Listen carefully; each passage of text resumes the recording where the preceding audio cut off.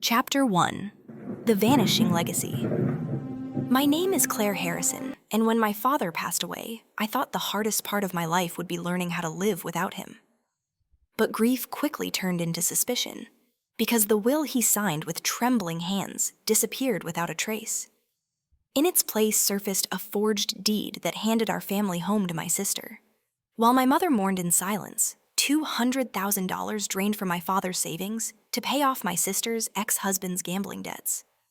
And the day she pulled into the driveway in a brand new SUV, smiling as if nothing had happened, I realized the deepest betrayal doesn't come from strangers. It comes from the people you love and trust the most.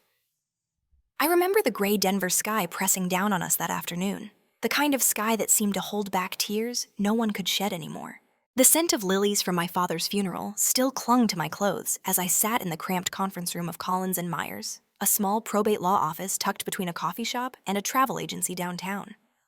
My hands rested on the mahogany table, fingers curling and uncurling, while my mother Barbara sat rigid in her chair, staring blankly at the framed diploma on the wall. Beside me, my older sister Anna crossed her legs neatly, her blouse crisp, her expression unreadable. David Collins, the family attorney, adjusted his glasses and cleared his throat. His voice carried the kind of practiced calm that lawyers used when delivering bad news. He shuffled a thin stack of papers, then looked at me directly. "The original will of your father, Michael Harrison, cannot be located in our files or in the county register." My head jerked up. That cannot be right. I know Dad signed everything here. I was here the day he finalized it. I could still see my father's frail hand gripping the pen, could hear his voice as he insisted that everything be fair, that I be protected just as much as Anna. David exhaled slowly. "What we do have is a photocopy." He slid a single sheet across the table toward me. The ink was faded, but my name was there, clear, written into the lines of inheritance. My pulse quickened as I scanned the page. The house on Pinecrest Drive, the woodworking shop downtown, the savings account. It was all there, or at least it had been. "But without the original," David continued, "the court will treat the estate as though no will existed. It means the assets will be considered intestate and divided under Colorado law." I stared at him, words caught in my throat. That meant everything my father had carefully planned, all the conversations late at night about making sure the shop stayed in the family, could simply vanish into a cold formula. My mother shifted finally, her voice barely above a whisper. "But Michael was so careful. He kept everything in order.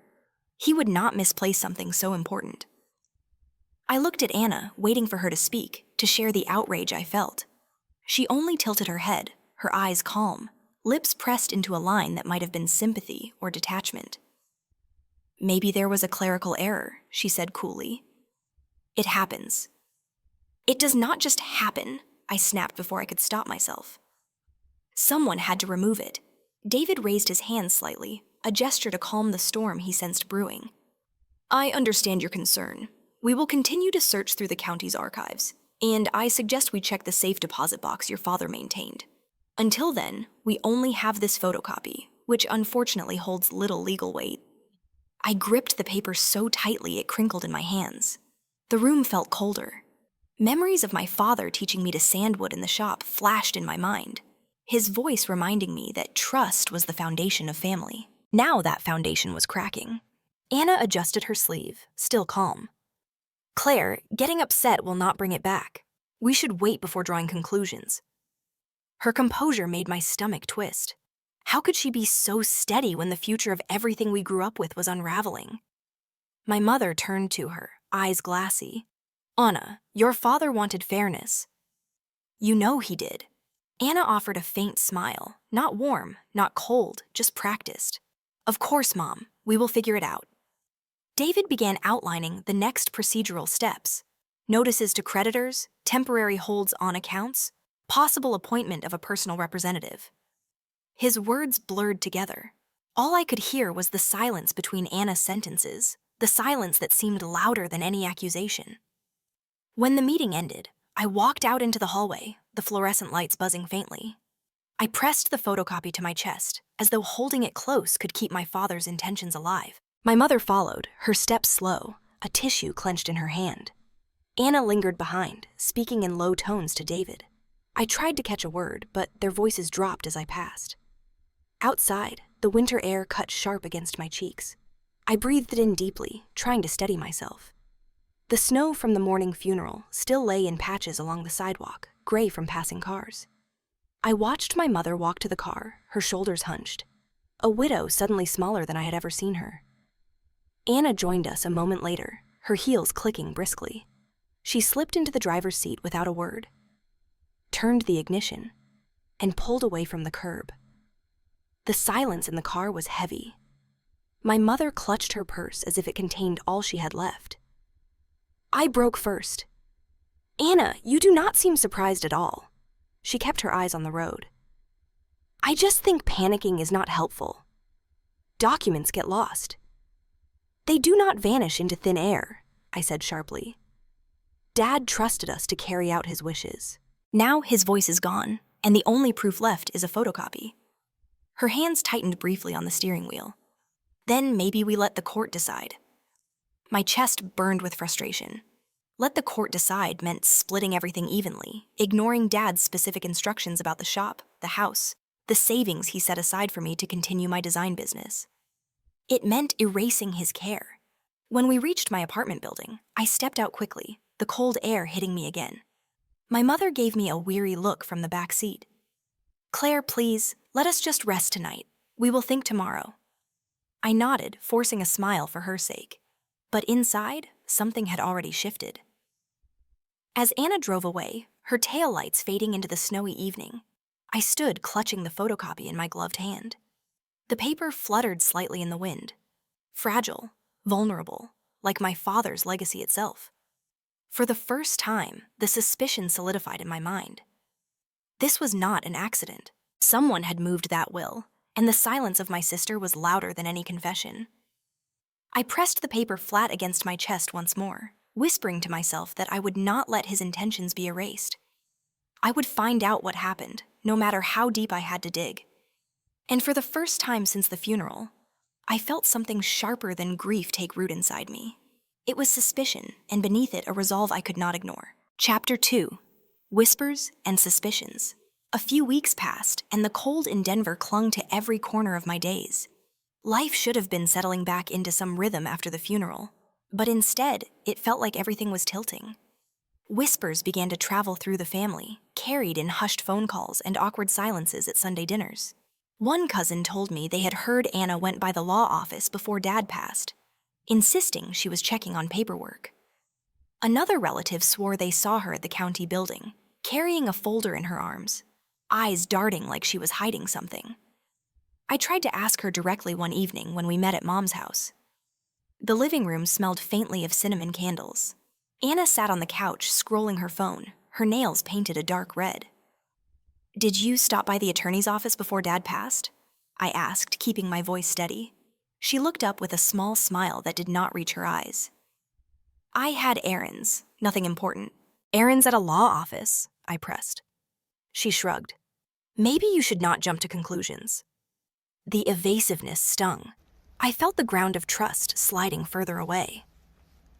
Later that week, I received a call from Ethan Walker, a financial advisor I vaguely remembered from our high school days. He had been Anna's friend long before he became a professional face in town. We met at a coffee shop near Union Station, the clatter of cups filling the air. He leaned across the table, his tie slightly loosened, his smile rehearsed. "Claire, I wanted to clear the air. There has been some confusion about your father's accounts." "Confusion is one word for it," I said flatly. He tapped his fingers on the table. "Sometimes families make temporary adjustments. Think of it as a transfer to keep things smooth. A quitclaim deed here, a reallocation there. Nothing to worry about." I stared at him. "Temporary adjustments? You are talking about property, Ethan. That is not like moving pocket change." He laughed lightly, a sound that irritated me. "These things happen more than you think. The court sorted out." I leaned back, letting the noise of the calf wash over his words. My gut told me he was smoothing something over, not explaining it. His casual dismissal rang like an alarm bell in my mind. That night, unable to sleep, I pulled out the old cedar chest my father kept in the shop. It smelled of sawdust and oil, a scent that brought tears to my eyes. Inside were his ledgers, old tax returns, and tucked beneath a pile of envelopes, a manila folder. My hands shook as I opened it. There it was, a quit-claim deed filed at the county, transferring the Pinecrest Drive property into Anna's name. My father's signature sat at the bottom, but the strokes were off, the slant wrong. I had watched him sign hundreds of papers for the shop, and this was not his hand. I sank to the floor, the paper trembling in my grip. The realization struck like a blade. Someone had gone to the county and recorded a false deed. This was more than a missing will. It was a deliberate theft. The next morning, I went to the county recorder's office. The building buzzed with fluorescent lights and the faint hum of printers. A clerk in a navy sweater led me to a computer terminal and pulled up the public record. There it was, in black and white. The chain of title now listed Anna Harrison as the grantee. The date matched a week before my father died. I asked about the notary record. The clerk frowned and tapped keys, then said the notary had signed off, but the log was vague. No attached identification, no witness notes. As I left the office, clutching the printed record, my phone buzzed. It was Rachel Green, my old college roommate who had become a reporter for the Denver Post. She had seen me in the lobby and caught me outside, her coat collar turned up against the wind. "Claire, what is going on?" she asked, scanning the papers in my hands. I hesitated, then handed her the copy. Dad's deed. It was forged. She read quickly, her eyes narrowing. "If this is true, it is bigger than a family dispute. You should take it public." I shook my head, panic rising in my chest. "I cannot, not yet." Rachel placed a hand on my arm. "Sometimes sunlight is the only protection. Think about it." Her words echoed in me long after she walked away. That evening, I sat at my kitchen table, the documents spread out under the dim glow of the lamp. My pulse raced as I imagined the betrayal wrapped up in Anna's calm smiles. The forged deed was not an accident, not a clerical error. It was a calculated move, one that required help, signatures, and timing. I heard Mom's voice in my head, reminding me that Anna had always been the careful one, the responsible one. I wanted to believe that, but the chain of title on the screen and the paper in my hands told a different story. The quitclaim deed opened a door I did not want to step through, but now I had no choice. It was not just about a will disappearing. This was a web of manipulation, stretching into county records, financial advisors, and maybe more. As the night deepened, I folded the papers into a folder of my own and slid it into the drawer beside my bed. My hands lingered on the handle as if I could lock away the dread growing inside me. But there was no turning back. I had proof of something rotten, and the silence that had unsettled me weeks ago now roared like a storm. The deed was a thread, and if I pulled it, I knew the whole fabric of my family's trust could unravel. I closed my eyes, the image of my father's steady hand signing honest documents etched in my memory. His legacy had been twisted, and I could not let it stand. Tomorrow, I promised myself, I would start pulling that thread. Chapter 3. The Web of Lies. The next morning, I sat at my kitchen table with a mug of coffee gone cold, staring at my laptop screen. My father's online banking account had been deactivated after his death, but I still had access to archived statements he had saved on a shared drive. I scrolled through transaction after transaction until one entry stopped me cold. 3 days before he passed, a transfer of $185,000 left his savings account and landed in an LLC account tied to the Harrison woodshop. That money should have been untouched, reserved for estate distribution. My stomach tightened. The timing was deliberate. Dad had been too weak to even sit up in bed, let alone authorize something of this magnitude. Someone had used his login while he was slipping away. Later that afternoon, I drove past Anna's house. A brand new silver SUV gleamed in the driveway, its plates still temporary. My chest burned with anger. She had always driven modest sedans, nothing flashy. This was different. It was a trophy. At dinner that night with Mom, I tried to hide my trembling hands as I cut into roasted chicken. "Did Anna mention getting a new car?" I asked carefully. Mom dabbed her lips with a napkin, looking puzzled. "Yes, she said she needed something safer for the winter roads." I thought it was a bit sudden, but she said she got a good deal. I forced a nod, but inside my pulse raced. A good deal did not explain a luxury SUV purchased in cash the same week Dad's money vanished. The following day, I met with an old contact of mine from design school who now worked in tech. Over lunch at a downtown cafe, she showed me how to check digital security logs. That night, I dug through Dad's email account. My hands shook when I saw the alert. Unauthorized login 3 days before his death, originating from the IP address at the Harrison Woodshop office. I checked the calendar. Anna had been working there that day, wrapping up accounts. The pieces began to stitch together in my mind. The forged deed, the missing will, the transfer, the SUV, all threads leading back to her. Still, I needed another set of eyes, someone who would not let my emotions cloud the facts. Amanda Brooks, my best friend since high school, sat across from me at a diner off Colfax Avenue, her blonde hair tied back in a loose bun.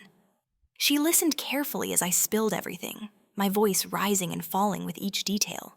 When I finished, she leaned forward, her voice calm but firm. "Claire, I believe you, but you have to be careful. Anger makes people reckless. If you want the truth to stand in court, you need evidence, not just suspicion." "I know," I admitted, staring at my untouched plate of pancakes. "But it feels like she is slipping further away every day. If I wait, she will bury everything." Amanda reached across the table, squeezing my hand. "Then collect the records now. Subpoenas will make them official later, but at least you will be ready." Her steadiness gave me a moment of calm, though it could not extinguish the fire inside me. Over the next week, I gathered bank statements, screenshots of login alerts, copies of property transfers. I printed them all, creating a thick stack of papers I kept on my desk. Each page felt like a stone in a wall I was building against Anna's silence. One evening, as I sat at home organizing the files, the sound of tires crunching on gravel outside pulled me from my thoughts. I looked out the window and froze. Anna's SUV was parked at the curb. A knock followed, sharp and deliberate. I opened the door, clutching the folder in my hand. Anna stood there in a tailored coat, her expression unreadable. "Working late?" she asked lightly, glancing past me into the living room. "I am going through Dad's papers," I said flatly. She stepped inside without waiting for an invitation, her eyes settling on the stack of documents spread across the coffee table. She walked over, picked up a page, and scanned it with unnerving calm. "You have been busy," she murmured. I snatched the paper back. "Why did you take the money, Anna? Why fake a deed?" Her jaw tightened. For a moment, I thought she might confess, but instead she smiled thinly.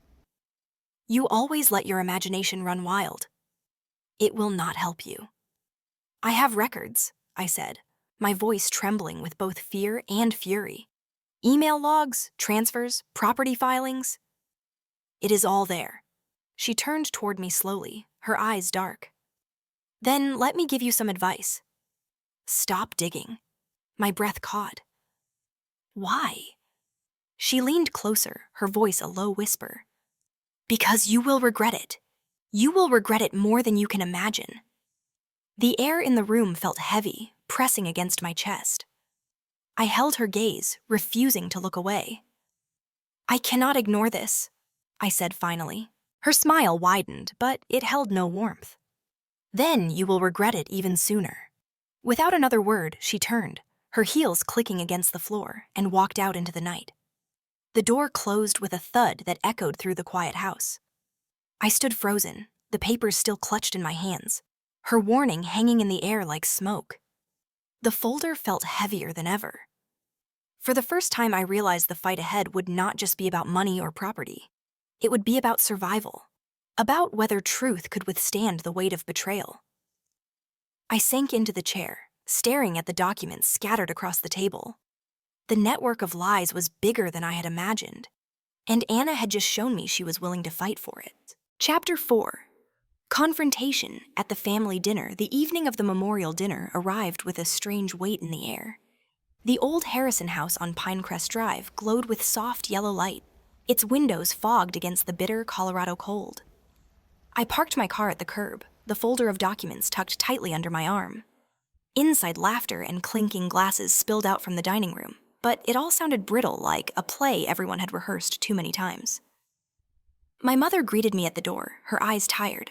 She kissed my cheek and whispered, "Please, Claire, let tonight be peaceful." I nodded, though my chest tightened.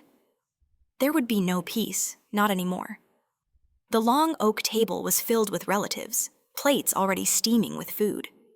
At the head sat Uncle Robert, carving roast beef, while cousins passed around baskets of bread.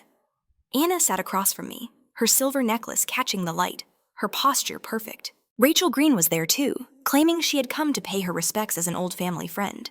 But I saw the small notebook she slid discreetly from her purse. She was observing, recording, waiting. I barely touched my food. My hands itched to bring the papers out, but I waited until the first course was cleared and the room lulled into conversation about childhood memories of my father. That was when I pushed back my chair and stood, the folder in my hand. "I need everyone to hear this," I said, my voice trembling but clear. The room fell quiet. Anna looked up, her smile polite but strained. "Claire, sit down. This is not the time." "This is exactly the time," I answered. My heart pounded as I pulled out the first sheet and held it up. This is a bank statement from Dad's account, showing a transfer of $185,000 into the Woodshop LLC 3 days before he died. Gasps circled the table. My cousin James frowned.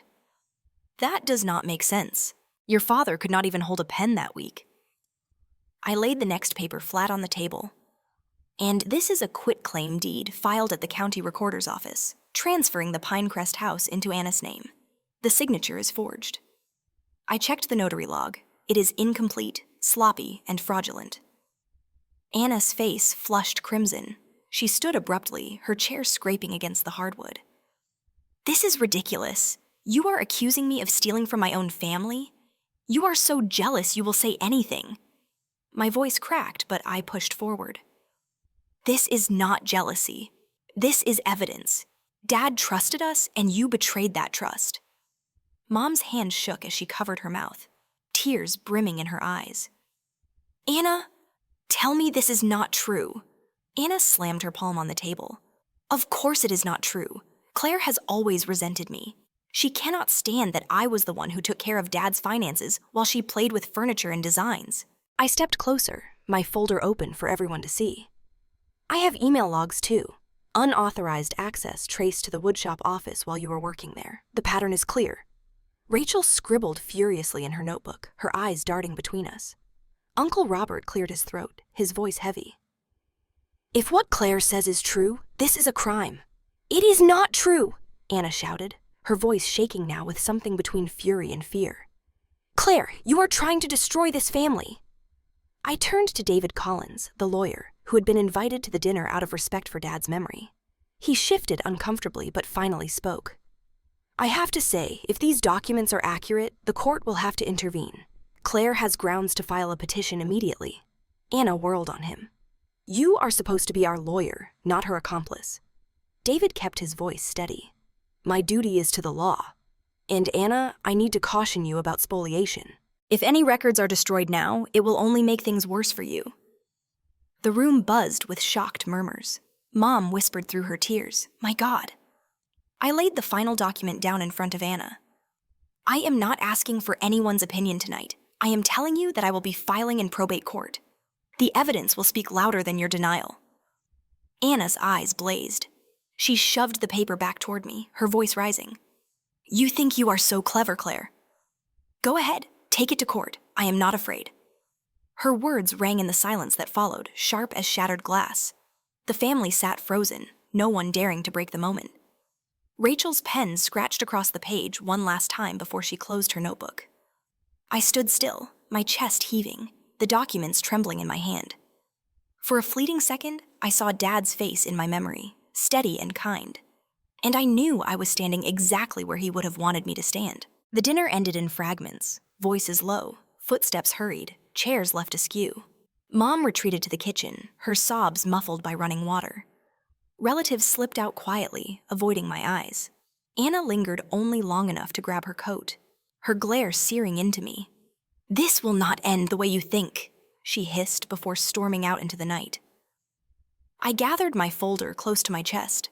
The mask of family unity had shattered, and in its place lay the raw truth, ugly and undeniable. The fight was no longer hidden in whispers and suspicions. It was out in the open now, and there would be no turning back. Chapter 5. The Legal Storm. The morning after the dinner, I walked into David Collins' office, carrying the folder that had become an extension of my body. He looked up from behind his desk, his face tight with concern. "I think we are past the point of family talks," I said, setting the papers down. "I want to file in probate court." David adjusted his glasses, scanning the documents I had brought. "It will be messy, Claire, but you are right. We need to file a petition to invalidate the forged deed and challenge the will. And we should request a temporary restraining order so no one can move or sell assets." My throat felt dry. "How soon can we start?" "Today," he replied. By that afternoon, the paperwork was filed. The petition was stamped and entered into the record of Denver County Probate Court. For the first time in weeks, I felt a flicker of relief. The process was official, no longer just suspicion hanging in the air. David moved quickly. He hired a handwriting expert, a stern woman named Linda Spencer, who examined signatures like a surgeon with a scalpel. She spread the documents out across a long table, comparing the forged deed and the questionable will against checks and contracts my father had signed over the years. She circled the flourishes of certain letters with a red pen, shaking her head. "This is not Michael Harrison's signature. The slant is wrong, the spacing inconsistent. It is a forgery." The confirmation left me dizzy. Part of me had hoped she would say I was wrong, that I had let grief cloud my judgment. But now it was undeniable. When David served the subpoenas to the local bank, the response came within a week. I sat beside him as he opened the thick envelope, his expression grim as he read. "Large transfers," he muttered, "from your father's personal account into the Woodshop LLC, and from there into a joint account Anna held with her ex-husband, Mark Lewis." I leaned forward, my pulse hammering.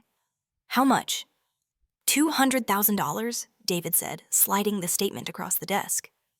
My vision blurred. She used Dad's money to pay Mark's debts. David nodded. "That is how it looks. Creditors' notes show gambling balances cleared the same week." I covered my mouth, fighting the nausea rising in my chest. Memories of Mark flooded back.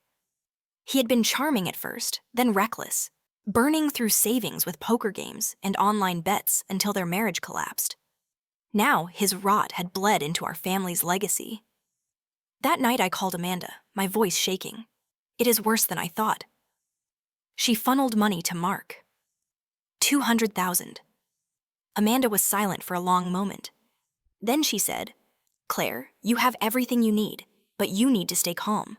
They will try to twist this. Keep your records safe, and do not let them scare you." "I am already scared," I admitted. She replied softly, "Then let your fear push you, not stop you." The next hearing came faster than I expected. I sat in the wood-paneled courtroom, the scent of polished oak heavy in the air. Anna entered with Ethan by her side, their whispers hushed but intense. Her eyes met mine, cold and unwavering. David rose to address the judge, his voice firm. "Your Honor, we are requesting an injunction to prevent further movement of estate assets, and we present evidence of forgery on both a quitclaim deed and a subsequent will." Anna's lawyer, a man with slick hair and a smug grin, objected. "These are accusations from a grieving daughter, nothing more." David laid the expert report on the bench. "This is not grief. This is forensic analysis. The signature is fraudulent. And bank records show $200,000 diverted into accounts tied to Anna Harrison and her ex-husband, Mark Lewis." Gasps rippled through the small gallery where a few relatives had come to watch. Anna shifted in her seat, her jaw tightening. The judge peered over the rim of his glasses. "Forgery and misappropriation of estate funds are serious charges. Ms. Harrison, you are hereby ordered to appear before this court to respond. Until then, all assets tied to the Harrison estate are frozen." Anna leapt to her feet, her voice sharp. "This is a setup. Claire is twisting everything. She has always envied me." The judge's gavel struck. "Enough. This is not a family quarrel at the dinner table. This is a court of law. You will have your chance to speak." I watched Anna sink back into her chair, her composure cracking for the first time. Her face flushed, her hands trembling as she gripped the edge of the table. Afterward, outside the courthouse, Rachel caught up to me, notebook in hand. "Claire, this story is going to explode. Are you sure you are ready for the attention?" I shook my head, my voice hoarse. "I do not care about attention. I just want the truth out." She scribbled quickly, her eyes sharp. "Then you should know, the moment Anna walked into that courtroom, her reputation was finished. She may still fight, but the public record is against her now." As I drove home that night, the lights of downtown Denver glowing against the dark sky, I felt a strange mix of triumph and sorrow. I had pushed us into the storm, and Anna was finally facing the law, but I also knew this was only the beginning. At my kitchen table, the folder of documents lay open, thicker now with official stamps and expert reports. I traced the edges of the papers with my fingertips, realizing the wall I had built was no longer just mine. It belonged to the court, to the truth.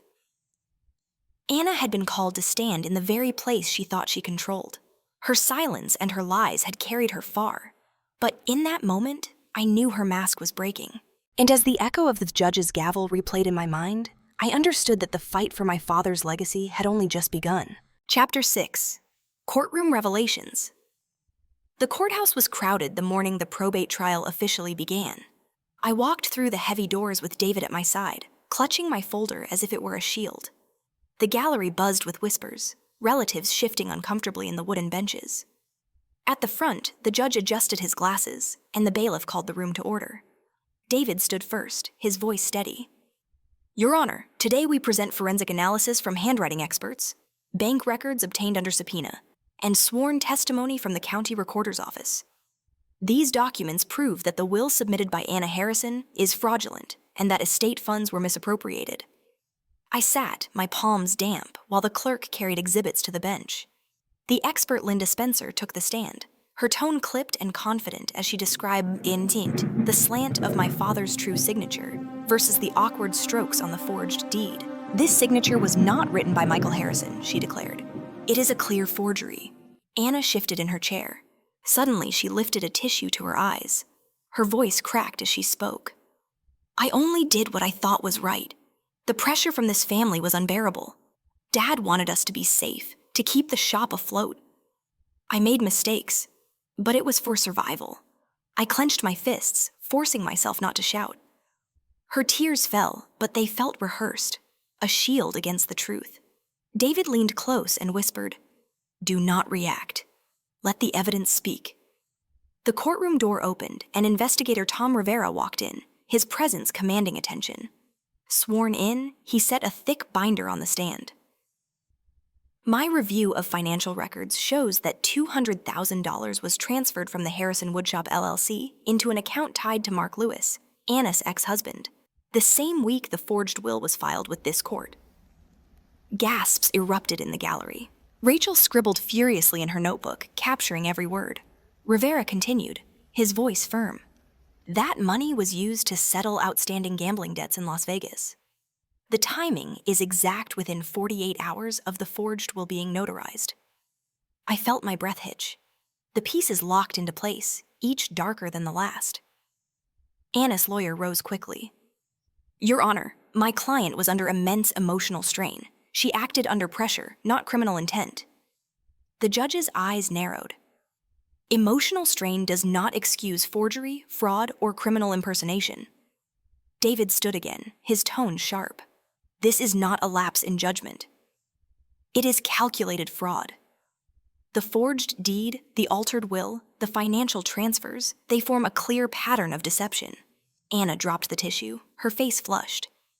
"You never cared about Dad's wishes, Claire. You just wanted everything for yourself." My voice shook as I answered from the witness stand. "All I wanted was the truth, Anna. Dad trusted us, and you stole that trust." The judge raised a hand to quiet the room. "The evidence is overwhelming. This court orders an immediate freeze on all assets held by Anna Harrison. Further, given the findings, this matter is referred for criminal prosecution on charges of forgery, fraud, and criminal impersonation." The gavel struck hard, echoing through the chamber. Anna gasped. covering her face with her hands. Relatives whispered in shock. Rachel looked up from her notes, her eyes wide with the weight of the story unfolding before her. I sat frozen, the sound of the gavel reverberating in my chest. The mask was gone, the lies exposed. Anna's world had just collapsed in front of everyone, and for the first time, I felt the tide shifting toward justice, though the scars it left on our family would never fully heal. Chapter 7. Aftermath of Betrayal. A year later, the courthouse in downtown Denver felt strangely quiet compared to the storm it had witnessed before. I sat in the front row beside David as the judge read the final judgment, his voice steady and formal. The assets of the Harrison estate are to be restored to Claire Harrison, as intended by the original plan. Anna Harrison is sentenced to 3 years of probation with suspended jail time, ordered restitution of $200,000, and this conviction will remain on her record. The gavel struck and the sound cut through me, both final and hollow. I had won, yet there was no celebration in my chest, only a tired ache. Outside on the courthouse steps, relatives avoided each other's eyes. My mother Barbara stood beside me, her face pale. She whispered as if speaking too loudly might shatter her. I never wanted it to end like this. She was my daughter too. I touched her arm gently. I know, Mom. But she chose this path. Her tears slid down, and I saw in her expression the quiet devastation of a woman who had lost both the husband she loved and the daughter she trusted. Weeks later, a letter arrived at my apartment, the envelope addressed in Anna's familiar script. I hesitated before opening it, my hands tense. Inside, her words were neat and cold. I am sorry for how things turned out. I never meant for it to go this far. I was desperate, and I made decisions under pressure. I hope this letter helps in showing I take responsibility so that my probation can be reviewed favorably. I folded the page carefully and slipped it back into the envelope without answering. The apology was not for me. It was for the court. The shop keys jingled in my hand one crisp autumn morning as I unlocked the door to the woodshop. Dust floated in the shafts of light, and the smell of pine hit me immediately. I ran my fingers across Dad's old workbench, now truly mine, and felt both grief and pride. Amanda stopped by that day, leaning in the doorway as I swept the floor. So it is official. You have it back. Yes, I said, pausing to catch my breath. But it feels heavier than I thought it would. She walked in, picking up one of the chisels. That is because it carries the cost of what it took to get here. I nodded, the words sinking deep. Mom rarely came to the shop, but one evening she surprised me by arriving quietly. She looked around the room, her eyes tracing the tools on the wall. Your father would be proud, she whispered. I hugged her, and for a moment we stood in silence, each of us holding on to the fragments of family left intact. Months passed, and I heard whispers about Anna through neighbors. She had moved into a small apartment complex near Aurora. She applied for jobs at banks and offices, but the criminal record followed her everywhere. One evening, driving back from the shop, I saw her sitting outside the complex, a cigarette burning between her fingers, her shoulders slumped. Our eyes met briefly. She looked away first. There was no fight left in her. I drove on, my heart heavy. It was not joy I felt, but a strange sense of justice. Her restitution checks came slowly, small amounts each month, barely scratching the debt. I deposited them without thought. The real price she paid was not in money, but in doors slammed shut, landlords refusing her applications, employers tossing her resume aside after background checks. One afternoon, Rachel visited with her notepad, curious about how I felt a year after the trial. Do you regret pushing it to court? She asked. I shook my head. I regret that it came to this, but I do not regret protecting my father's legacy. Forgiveness and accountability are not the same. She can be my sister forever, but she is also responsible for what she did. Rachel scribbled, then looked up. That is a line people will remember. The seasons rolled on, and slowly I found myself breathing easier in the shop, sanding planks of oak, painting new designs, hearing Dad's voice in the quiet rhythm of work. The wound of betrayal was still there, but it had scarred over. One night I walked past the mirror and caught my reflection. Older somehow, wearier but steadier. I thought about Anna again, about how she once told me I would regret pushing further. She was wrong. The regret was hers to carry, living in the shadow of choices she could never erase. I turned off the shop lights and locked the door, the autumn air cool against my face. Justice had been served, not perfectly, not painlessly, but enough to let me step forward. The legacy was safe, and I was still standing. Chapter 8. Lessons and Legacy. 2025, the house on Pinecrest Drive no longer felt like a battlefield of grief and betrayal. I had restored its worn walls, painted the porch a bright white, and filled the rooms with both my father's memory and a new purpose. It was no longer just the Harrison family home. It had become the headquarters of the Legacy Justice Fund, a nonprofit dedicated to helping families protect inheritances stolen through fraud and deceit. On the morning of the opening ceremony, the yard was filled with folding chairs and a modest stage. A banner rippled in the spring breeze, and the scent of fresh-cut grass mixed with the faint aroma of pine from the woodshop behind the house. Rachel Green stood near the front row, her notebook closed for once, her camera crew ready to capture the stories she had been following since the first sparks of scandal. She gave me a quick nod, her expression proud. Amanda appeared moments later, carrying a bouquet of sunflowers. She hugged me tightly, whispering, "You did it, Claire. You turned all that pain into something bigger." I smiled, holding back tears. I could not have done it without you reminding me to breathe when I wanted to scream. David Collins took the stage first, introducing himself not as the attorney who had handled the case, but as an advisor to the new foundation. His voice carried conviction as he spoke of the need for legal resources, of the countless families who never fought back because they lacked the means. When it was my turn, I stepped forward, my heart pounding but steady. I looked out at the crowd, neighbors, friends, and strangers who had come because they knew what it was like to be betrayed by blood. "My father believed in fairness," I said, my voice carrying over the microphone. "He built a life with honesty, with trust. When that trust was broken, I thought revenge meant tearing down the one who hurt me. But over time, I learned the sweetest revenge is building something stronger than betrayal. This house, once a symbol of loss, is now a place where no one stands alone against fraud and lies. The Legacy Justice Fund will fight for every family who cannot afford to fight for themselves."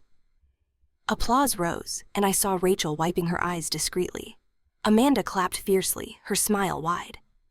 My mother sat in the front row, fragile but proud, nodding slowly. Later that day, Rachel published her article. The headline read, "From Betrayal to Justice, One Woman's Fight Becomes a Movement." The story spread online, shared by people across Colorado and beyond.